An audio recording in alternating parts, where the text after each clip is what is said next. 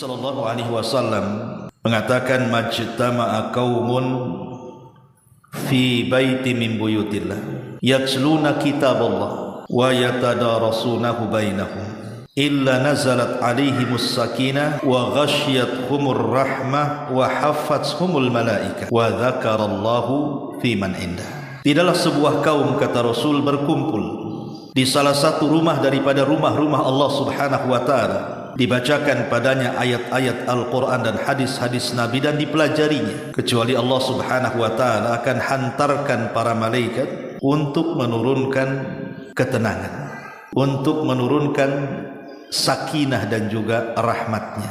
Dan kita yang hadir di majelis ta'lim akan dipuja dan dipuji Allah Subhanahu wa ta'ala di hadapan para malaikat yang ada di langit sana. Subhanallah.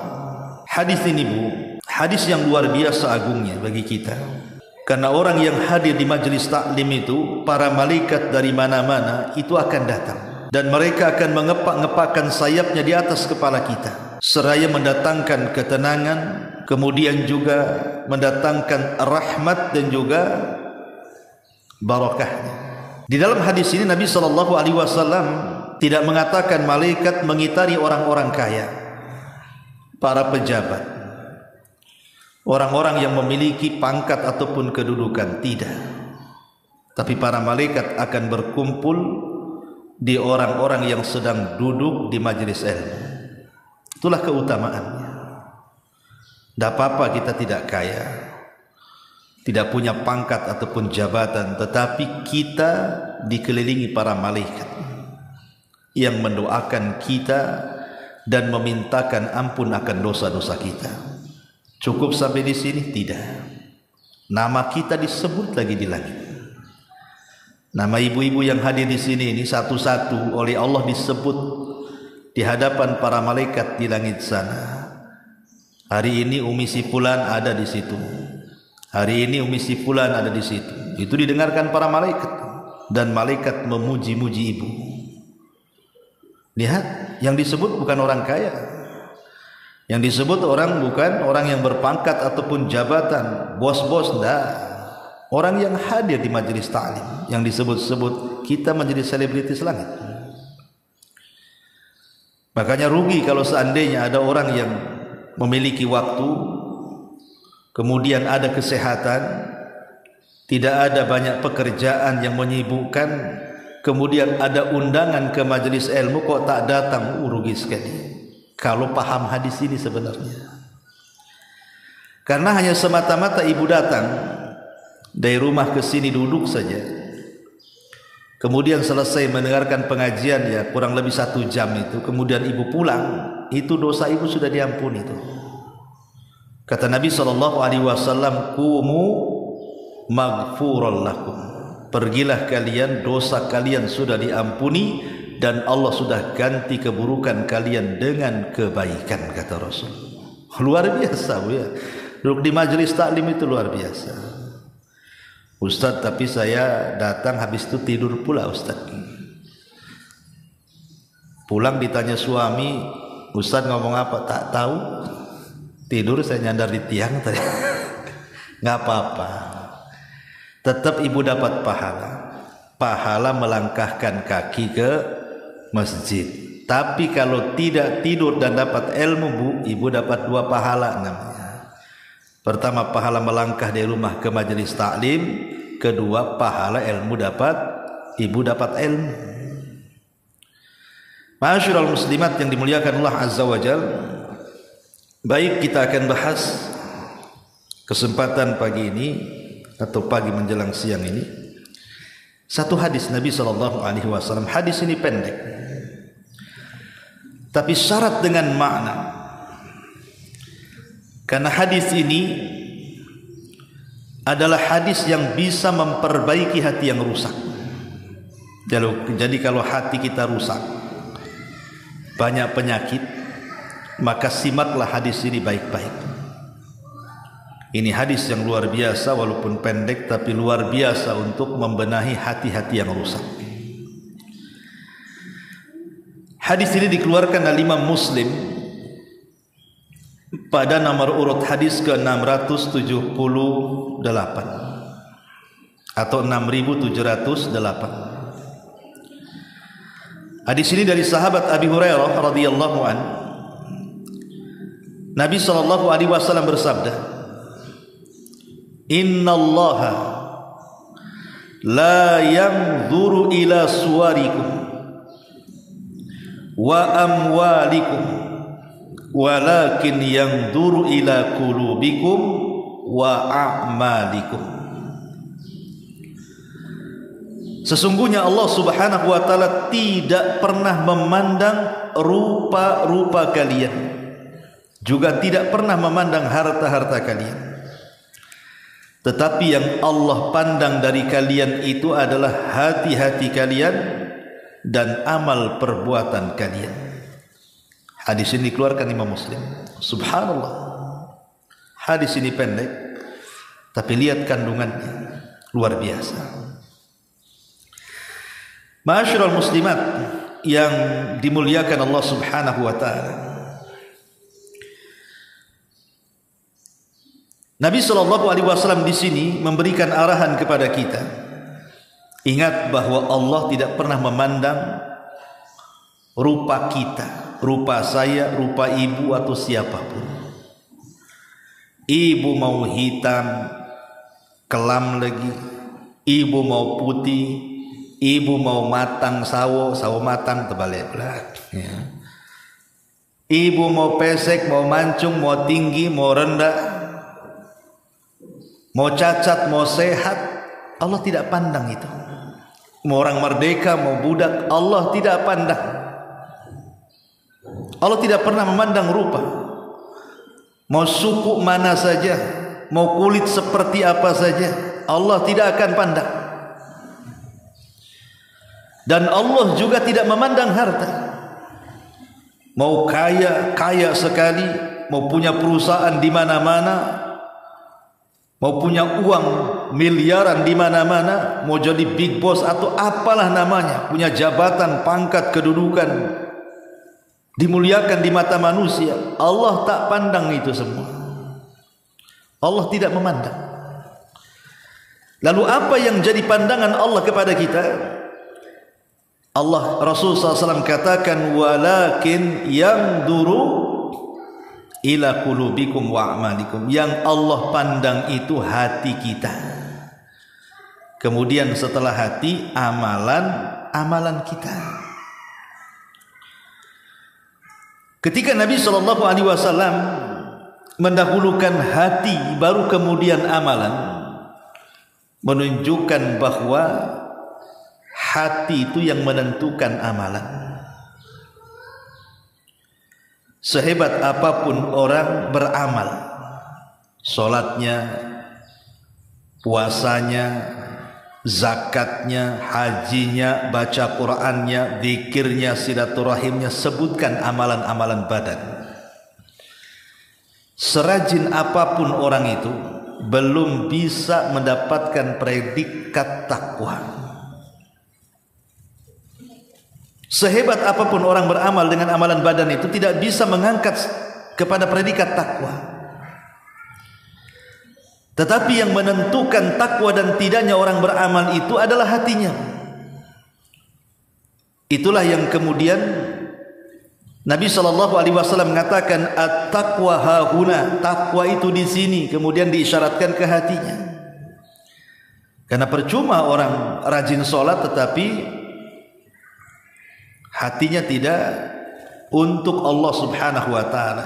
Salatnya untuk manusia. Salatnya untuk kepentingan dunia dan ibadah yang lainnya juga sama. Makanya di sini kenapa yang diperhatikan pertama sebelum amalan itu hati dulu, tata dulu keikhlasan kita. Tata dulu ketakwaan kita kepada Allah Azza wa Jalla, baru setelah itu kita beranjak kepada amalan. Supaya amalnya itu selaras dengan hatinya. Hadis ini sebenarnya semakna dengan firman Allah Subhanahu wa taala dalam surah Al-Hujurat ayat 13, di mana Allah Subhanahu wa taala mengatakan, ya ayyuhan nas, Inna khalaqnakum min dzakarin wa untha wa ja'alnakum syu'uban wa qabaila lita'arafu inna akramakum indallahi atqakum. Wahai manusia, kami ciptakan kalian itu ada laki-laki, ada perempuan, dan kami jadikan kalian bersuku-suku, berkabilah-kabilah, supaya kalian saling mengenal. Kemudian di ujung ayat Allah mengatakan, sesungguhnya orang yang paling mulia di sisi Allah, siapa mereka?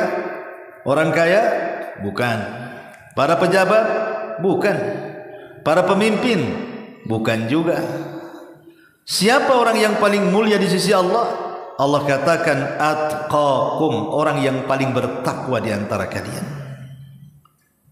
Jadi tidak perlu kecil hati. Enggak masalah umpamanya Allah tidak memberikan kekayaan yang banyak kepada kita, pangkat dan jabatan, tak ada masalah. Bagi seorang muslim tak ada masalah. Yang penting Allah Subhanahu wa taala menganggap kita ini hamba-hambanya yang bertakwa.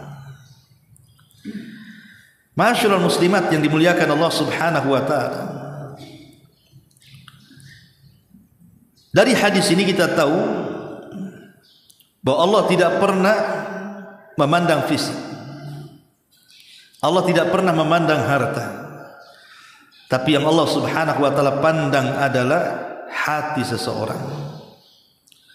Maka jangan pernah memuliakan orang karena dunia, jangan pula menghinakan manusia karena tidak ada dunia. Ini penting. Ibu jangan memuliakan orang itu karena dunianya. Oh, karena dia kaya kita hormati, karena dia pejabat kita hormati lebih lagi. Ketika kemudian orang itu tidak punya kekayaan, langsung kita hinakan dia. Karena dia di bawah kita, rendah orangnya. Tidak boleh. Tidak boleh sombong dan tidak boleh merendahkan. Di mata Allah semua sama. Anda mau kaya, Anda mau pejabat, Anda mau orang susah, Anda mau orang miskin, semua sama di hadapan Allah Subhanahu wa taala. Di zaman Nabi, Bu, ketika Nabi SAW berhasil membebaskan kota Mekah, betul-betul Mekah itu tunduk kepada Nabi dan para sahabat. Kepung tuh Mekah tuh. Sampai Allah Subhanahu wa taala firmankan dalam Al-Qur'an, "Idza ja'akum nasrullahi wal fath." Apabila datang kemenangan Allah dan pembukaan kota Mekah. Jadi semua orang-orang musyrik itu dikumpulkan, Bu. Kemudian Nabi memandang satu persatu orang-orang yang pernah menyakitinya. Tapi Nabi itu Nabi Rahmah. Dia tidak menanamkan sifat dendam, tetapi dia berusaha untuk menebarkan kasih sayang. Apa kata Rasul? Idhabu fa antumut tulaqa. Pergi kalian semua, kalian sudah kubebaskan. Ada momen yang menarik ketika manusia berkumpul di sekitar Ka'bah. Ketika itu Nabi SAW hendak sholat di dalam Ka'bah.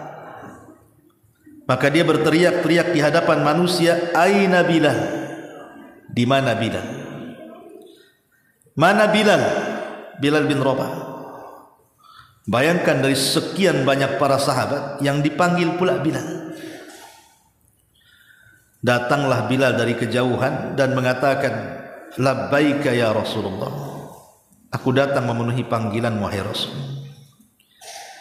Kata Nabi SAW, "Ya Bilal, naiklah kau ke atas Ka'bah." Ka'bah ini tinggi, Bilal ini pendek. Cemana naik ke atas Ka'bah? Kemudian Nabi SAW menyuruh Abu Bakar dan Umar untuk menjadi tangganya. Bayangkan badan Abu Bakar dan badan Umar menjadi tangga pijakan Bilal supaya bisa naik di atas Ka'bah. Ketika kemudian Bilal mulai menginjak anggota badan Abu Bakar dan juga Umar supaya bisa naik ke atas Ka'bah untuk mengumandangkan azan pertama kali di Mekah. Tentu manusia menyaksikan di sini bagaimana seorang hamba sahaya Bilal yang tidak punya harta, kedudukan, pangkat, jabatan, kepemimpinan, dan dia seorang budak Habasyah, orangnya juga hitam, kelam. Tapi Allah tidak pernah memandang rupa, Allah tidak pernah memandang harta. Yang Allah pandang hati dan amalan. Manusia memandang, sampai ada yang mencemooh Bilal bin Rabah.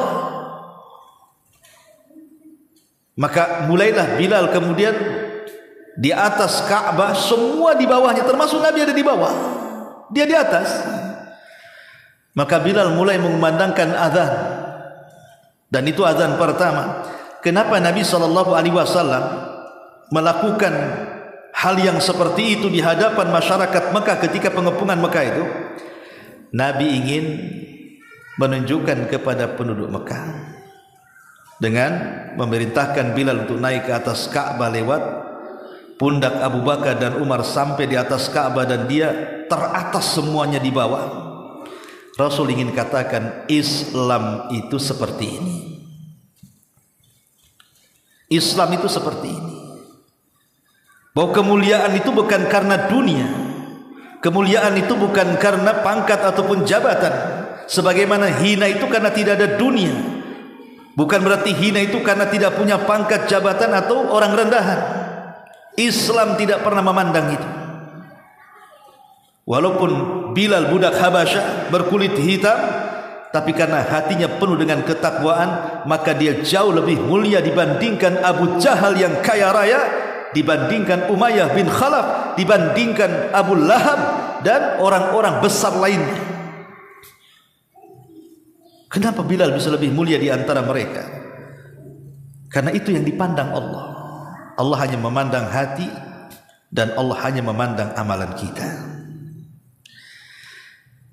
Satu hari disebutkan dalam sebuah hadis yang dikeluarkan Imam Bukhari, seorang laki-laki lewat di hadapan Rasul. Maka beliau pun bertanya kepada para sahabatnya, bagaimana pendapat kalian tentang orang yang lewat itu? Lah, kebetulan orang yang lewat itu orang kaya, yang punya jabatan dan kedudukan. Maka sahabat langsung mengatakan, hariyun in khataba an yunka, wa in syafa'a an yushfa, wa in qala an yustama. Kata para sahabat Rasul, orang itu bukan orang biasa yang lewat itu. Dia kalau meminang seorang wanita, layak untuk diterima pinangannya.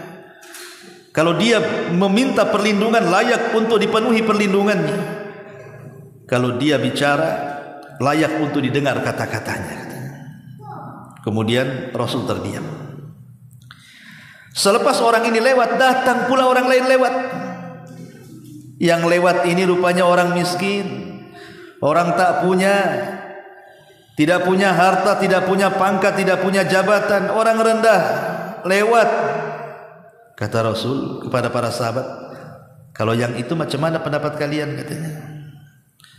Maka sahabat mengatakan, hariyun in khataba alla yunka, wa in syafa'a alla yushaffa, wa in qala alla yustama. Oh, kalau yang itu, kalau dia minang pasti ditolak Nabi. Ini orang miskin gitu. Ya, kalau minta bantuan tak layak dibantu tuh orang itu. Kalau dia ngomong, siapa yang mendengar dia, katanya. Tapi lihat ujung hadis endingnya. Apa kata Rasul? Kata Nabi SAW, hadza khairun min mil'il ardi mithla hadza. Kemudian Rasul mengatakan di hadapan para sahabat, adapun orang yang kedua, yang miskin itu, yang kalian katakan kalau meminang tidak layak diterima pinangannya, yang kalau minta bantuan tidak layak dibantu, kalau ngomong tidak layak didengar, kata Rasul, sungguh orang ini lebih baik daripada seluruh kekayaan dunia yang seperti ini. Lihat, kenapa Nabi SAW, bukan berarti Rasul hendak membela orang miskin, tidak. Tapi Nabi SAW melihat orang yang kedua ini, walaupun dia miskin tapi hatinya bersih, amalannya baik. Kata Rasul, orang ini jauh lebih baik dibandingkan orang kaya. Bahkan kekayaan satu dunia tidak lebih baik daripada orang ini, kata Rasul. Lihat bagaimana Nabi SAW memberikan sebuah keterangan kepada kita bahwa tidak perlu sedih, tidak perlu gundah gulana, tidak perlu stres hanya gara-gara umpamanya ya tidak sekaya orang lain. Tapi jangan pula sudah miskin rusak pula hatinya. Itu namanya jatuh ketimpa-timpa, bukan ketimpa tangga, itu ketimpa-timpa. Karena orang miskin sombong itu lebih besar dosanya dibandingkan orang kaya sombong. Ibu dah miskin sombong, miskin kok sombong, itu lebih besar dosanya daripada orang kaya sombong. Kenapa orang kaya sombong lebih rendah dosanya dibandingkan orang miskin sombong? Karena orang kaya itu sombong wajar, ada yang disombongkan. Orang kaya sombong wajar, dia punya kekayaan, sombonglah dengan kekayaannya. Lah orang miskin sombong, apa yang mau disombongkan?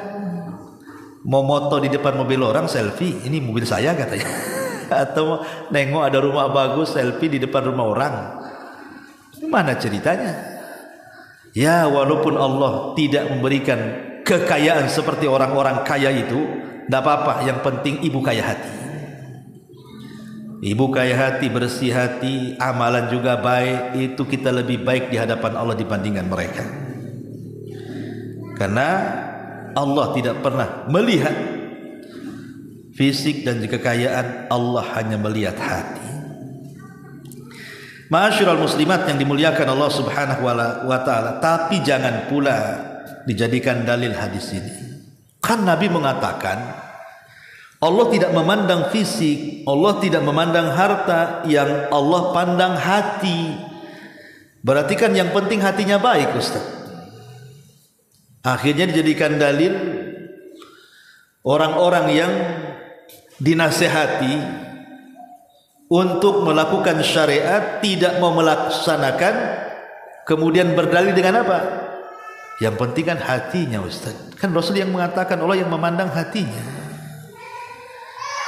Kenapa ukti tak pakai jilbab? Kan bagus pakai jilbab tutup aurat, Ustaz, yang penting hatinya.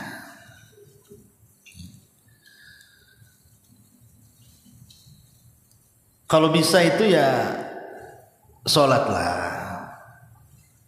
Kan yang penting hatinya, Ustaz. Banyak orang sholat itu jelek hatinya katanya. Lah itu pula dia. Latihanlah puasa. Yang penting hatinya itu puasa Senin Kamis tuh. Itu kalau ghibah itu 3 jam tuh.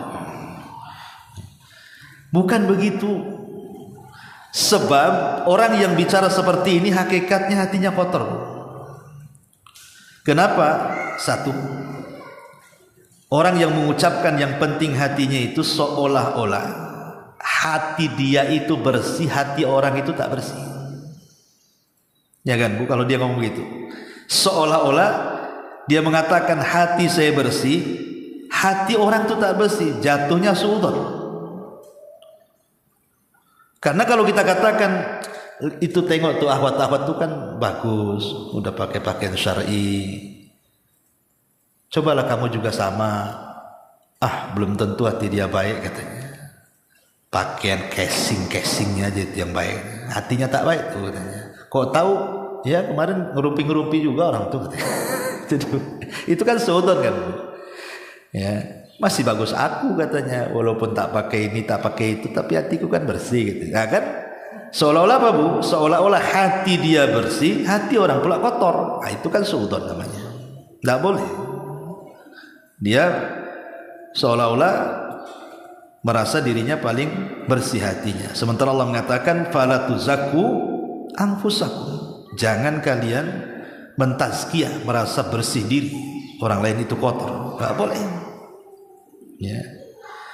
Kemudian alasan yang kedua kenapa salah ucapan tersebut, karena ucapan tersebut ini berarti cukup bersihnya hati itu sudah cukup, tidak perlu pakai amal lagi.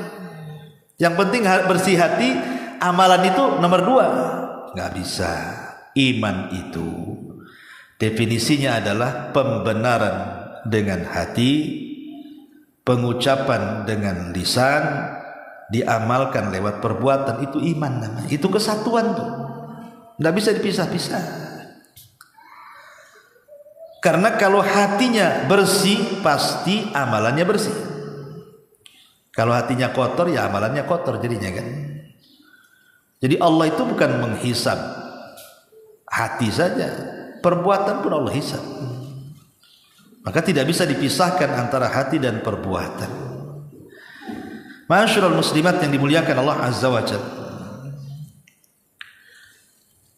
Al-Imam Ibnul Qayyim rahimahullahu ta'ala mengatakan, ada 5 perkara yang merupakan perusak hati. Jauhi 5 perkara ini. Kata beliau, wa amma mufsidatul qalbi al-khamsatu. Adapun perusak-perusak hati, kata Imam Ibnul Qayyim, itu ada 5. Al-mufsidatul awal, yang merusak hati yang pertama adalah kathratul mukhalatati. Banyak-banyak bergaul, over dalam bergaul, berlebihan dalam bergaul. Islam tidak melarang ibu berkawan, bertetangga, mengunjungi tetangga, ngobrol sama tetangga, ngobrol sama kawan. Islam tak melarang. Cuman kalau sudah over, sudah berlebihan, itu yang jadi masalah. Apalagi tidak melihat-lihat kawan, apakah ini kawan ini baik atau tidak, nggak disaring. Yang penting banyak kawan, banyak kenalan, tanpa melihat apakah ini orang baik, tidak baik, ahli ibadah, bukan ahli ibadah. Itu bahaya. Ini bisa merusak hati. Bisa merusak hati. Karena yang namanya pertemanan itu, kata orang Arab, as-sahibu sahib. Teman itu narik. Kita orang susah, kemudian berkawan dengan semua orang kaya, hati mulai rusak. Kapan aku kayak dia? Mulai itu. Ya. Kita orang susah bu, ibu-ibu mamanya kan, berkawan dengan istri-istri pejabat yang make upnya tebal 1 meter tuh bu, yang lipstiknya, yang itunya, yang wah, pikir kan itu. Asli pulang ngaca. Kok pipiku nggak kayak dia? Iyalah, dia sauna ibu depan kompor, ya kan beda bu hasilnya. Ya. Akhirnya hatinya rusak kan bu, karena mandang tasnya branded, itu merek-merek brandednya itu, yang pakaiannya ini, sementara ibu ya biasa-biasa saja. Akhirnya apa? Bukan hanya itu, mulai malu, nggak pede. Terakhir apa? Korbannya siapa bu? Suaminya korbannya lah. Bang, belikanlah tas kayak dia, habislah suaminya tuh. Ya. Jadi kasratul mukhalatata ini dibatasi kalau bisa. Jangan terlampau over dalam bergaul. Kalaupun harus bergaul, carilah kawan-kawan yang baik supaya hati kita terjaga. Kalau bisa sekufu. Sekufu itu maksudnya seimbang, baik dari segi harta, dari segi pendidikan. Ya, kalaupun kita ini punya kawan orang-orang yang mungkin di atas kita itu, ya tidak ada masalah selama mereka orang baik. Tetapi kalau bisa ya jangan over, ya berkawan sekedarnya. Kalaupun mau dijadikan bahasa kerennya apa? Gebetan tuh apa tuh? Yang kawan akrab banget itu ya gebetan ya. Itulah. Kalaupun harus kawan yang paling dekat dengan kita untuk teman cerita, teman curhat, teman apa, lihat baik atau tidak. Kata Nabi SAW, permisalan teman yang baik itu seperti ibu berkawan dengan penjual minyak wangi. Ibu nggak ngapa-ngapain sama penjual minyak wangi karena dia dekat dengan kita, baunya sampai itu kecium. Padahal belum ngapa-ngapain, kita duduk di sampingnya dia tuh. Apalagi sampai nawari, karena biasanya orang penjual minyak wangi itu bukan nawari, dia pasti akan ngusap-ngusap tuh dengan minyak wanginya, kemudian nawari setelah itu. Kan asik tuh. Maknanya kalau kita berkawan dengan orang baik, walaupun kita tidak ngapa-ngapain, di samping dia saja itu sudah dapat kenyamanan kita. Kita sudah terhindar dari azab Allah Subhanahu wa taala. Syukur-syukur dia kemudian nularkan kepada kita kebiasaan baiknya, syukur-syukur nasihati pula kita. Alhamdulillah. Itu kan luar biasa. Itulah kenapa kemudian kasratul mukhalatah ini menjadikan perusak hati tadi. Ini yang pertama. Yang kedua kata Imam Ibnul Qayyim di sini, rukubuhu bahrut tamanni. Terlampau tinggi angan-angan. Ya. Terlampau tinggi angan-angan ini merusak hati. Kalau orang sudah angan-angannya tinggi, pengen ini, pengen itu, pengen ini, maksudnya urusan dunia ya. Kita tidak cerita urusan akhirat ya, urusan dunia. Ini bisa merusak hati. Karena seolah-olah ketika mamanya dia panjang angan-angan hidup di dunia, ingin kaya, ingin ini, ingin itu, dilupakan dua perkara. Pertama, lupa dia akan mati. Akhirnya dicintakan kepada dunia. Kalau sudah lupa dia akan mati, benci pula dia mati. Kemudian beralih kepada cinta dunia, rusaklah di sini hati. Makanya boleh kita bercita-cita itu, tapi sesuai dengan kemampuan kita lah. Lihat suami ini kerja apa, gaji berapa. Itulah sampai segitulah cita-citanya. Ini suami saya kerja walaupun setahun tidak bisa tuh beli tanah di Sukajadi itu. Paling tinggi di Kapling Beliung, itu pun nyicil namanya kan. Ya cita-citanya ya rendah-rendah. Pengenlah saya punya di sini walaupun satu kamar saja, tidak apa-apa. Ini suami gaji sebulan 3 juta, cita-citanya pengen rumah di Sukajadi, lantai 2 di tengah-tengah lagi. Ada kolam renangnya lagi di situ lah. Ibu lagi mimpi ya Bu ya. Itu di seblok saja rupanya lagi mimpi dia. Jadi bolehlah cita-cita tidak apa-apa, tapi sesuai dengan kemampuan. Kalau cita-cita akhirat, kalau bisa paling tinggi Firdaus, saya nggak mau surga yang lain. Idza sa'altumullaha fas'alu al-firdausil a'la. Kalau minta surga yang tinggi. Itu kalau urusan akhirat ideal gitu, harus tinggi. Tapi kalau urusan dunia sesuaikan dengan kemampuan. Kan ini merusak hati masalahnya. Ini yang kedua. Yang ketiga, at-ta'alluq bi ghairillah. Mengaitkan sesuatu dengan selain Allah. Hatinya itu dikalungkan kepada selain Allah. Ini rusak hatinya. Seperti orang yang datang ke dukun, orang yang datang ke menyimpan tangkal-tangkal, jimat-jimat, keleni-keleni, percaya kepada tatayur dan begitu seterusnya. Ini rusak hatinya. Hilang tawakalnya kepada Allah, hilang takutnya kepada Allah, hilang harapnya kepada Allah, hilang cintanya kepada Allah karena diberikan kepada selain Allah. Datang ke kuburan, minta-minta di kuburan. Ini bahaya, merusak hati. Ma'asyiral muslimat yang dimuliakan Allah Subhanahu wa taala. Kemudian yang keempat, at-ta'am. Oper dalam makanan. Tidak memilah-milah apakah makanan ini halal atau tidak. Apakah makanan ini dibeli dari hasil yang dibolehkan atau yang diharamkan. Enggak berpikir, yang penting makan. Apalagi sekarang kan di Batam ini kuliner sudah mulai menjamur kan Bu, di mana-mana sudah banyak kuliner itu. Dari ujung Nongsa sampai ujung Sekupang itu Bu. Ujung ke ujung tuh kuliner itu di mana-mana. Hati-hati Bu. Apalagi sekarang kan sifatnya COD kan Bu. Ibu kalau lapar, malas masak, COD aja lah. Ibu tahu nggak itu yang di di GoFood itu kan? Kan nama-nama warung makan tuh banyak tuh Bu. Di situ gambarnya memukau kan, walaupun kadang-kadang lain yang dipesan lain yang datang kan ya.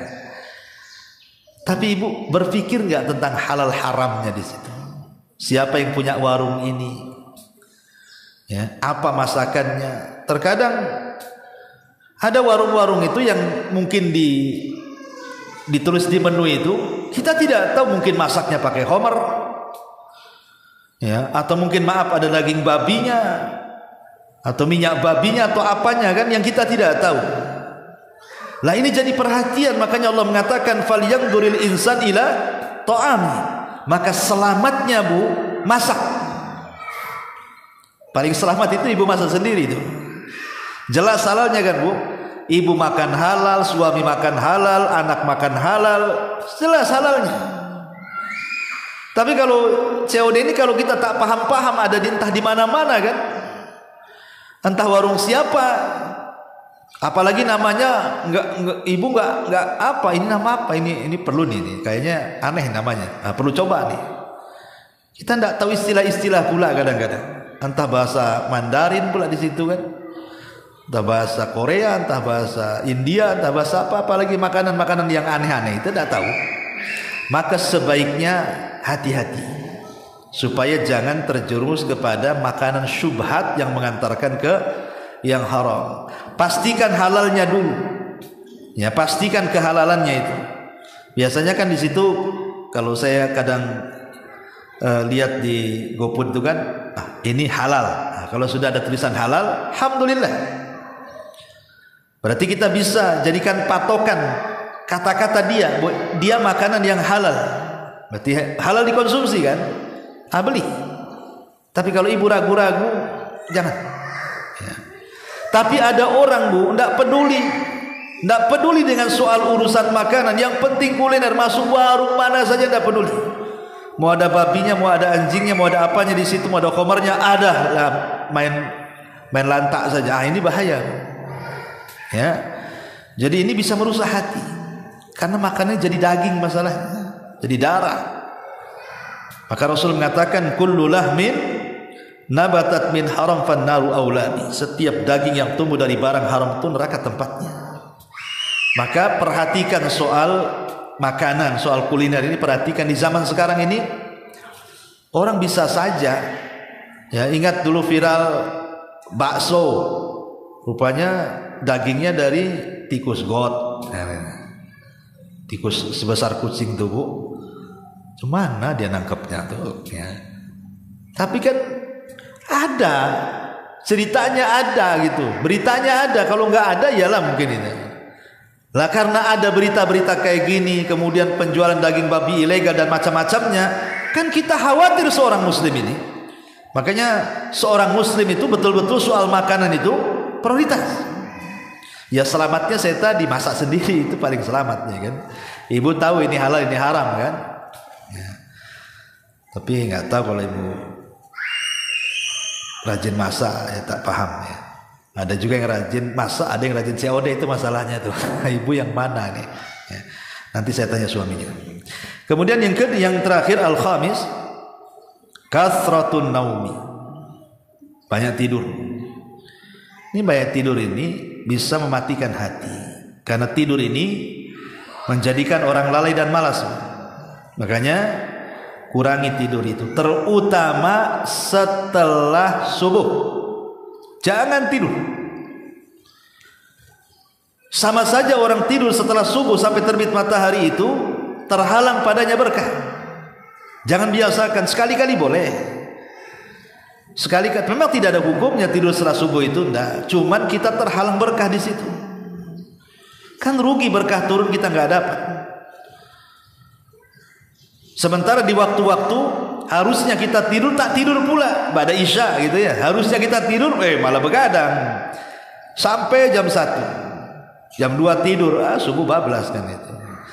Jadi ini 5 perkara kata Al-Imam Ibnul Qayyim rahimahullahu ta'ala yang bisa merusak hati. Saya ulangi, yang pertama kathratul mukhalaqah, terlampau banyak bergaul tanpa memilah dan memilih baik tidaknya. Yang kedua, terlampau tinggi angan-angan tanpa tahu apakah dia mampu mencapainya atau tidak. Catatan angan-angan dunia. Yang ketiga, hati selalu bergantung kepada selain Allah subhanahu wa ta'ala, tidak tawakal kepada Allah. Ini juga merusak hati. Yang keempat, banyak makan, over dalam makanan, dan tidak kemudian berusaha untuk memilah-milah apakah ini haram atau halal, atau cara mendapatkannya halal atau haram, main lantak saja. Kemudian banyak tidur. Inilah 5 perkara kata Al-Imam Ibnul Qayyim rahimahullahu ta'ala yang bisa merusak hati. Lalu bagaimana obatnya? Maka Imam Ibnul Qayyim juga menyebutkan obatnya. Beliau mengatakan dalam kitabnya Ighatsatul Lahfan, banyak perkara-perkara yang bisa mengobati hati, tetapi yang paling penting adalah 4 perkara. Yang paling penting itu 4 perkara. Pertama, obati hati bil Qur'anil Karim, dengan membaca dan mempelajari Quran. Karena Quran itu syifaun lima fis sudur, kata Allah. Dia adalah obat bagi penyakit-penyakit hati. Entah kesyirikan, entah keraguan-raguan, entah kekufuran, entah syubhat, entah syahwat. Sebutkan apa penyakit hati itu. Itu bisa diobati dengan Quran.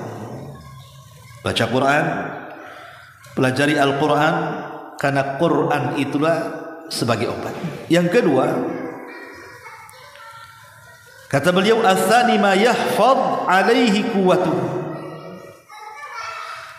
yang bisa menjaga kekuatan badannya dan juga kekuatan hatinya, dan itu dengan cara al-iman wal amalus salih wa amila awrad at-ta'at, memupuk keimanan. Terus keimanan dipupuk, diperbaharui dengan cara apa? Tingkatkan amal saleh, tingkatkan ketaatan-ketaatan, dari yang wajib mulai meningkat yang sunnah. Dari sholat wajib kita sudah berusaha tepat waktu, mulai ditingkatkan ke yang sunnah. Mulailah rawatibnya, mulailah tahajudnya, mulailah duhanya, dan begitu seterusnya. Dari puasa wajib Ramadan mulailah ke Senin Kemisnya, ke Dawudnya, ke Ayyamul Bidnya. Mulai dari zakat mulailah ke sedekahnya. Terus bertingkat. Itu bisa membenahi hati. Kemudian yang ketiga, berusaha menjauhi maksiat, karena maksiat itu bisa mengotori hati. Sekecil apapun maksiat tetap akan mengotori hati dengan meletakkan titik hitam di hatinya. Dan yang terakhir, memperbanyak istighfar dan tobat. Inilah 4 perkara yang bisa mengobati hati: Al-Quran, keimanan dan amal saleh, berusaha menjauhi maksiat dan semua penyimpangan, dan yang terakhir, berusaha untuk bertobat dan terus mengucapkan astagfirullah, astagfirullah. Maka dengan 4 perkara ini, kata Imam Ibnul Qayyim rahimahullahu ta'ala, inilah anfa'u ilajil qalbi, paling bermanfaatnya obat untuk menyembuhkan penyakit hati. Wallahu a'lam bishawab. Ya, sampai di sini mudah-mudahan ada manfaatnya. Kita tutup dengan doa kafaratul majlis. Subhanaka bihamdika asyhadu an la ilaha illa anta astaghfiruka wa atubu ilaik. Allahu ta'ala alam. Assalamualaikum warahmatullahi wabarakatuh.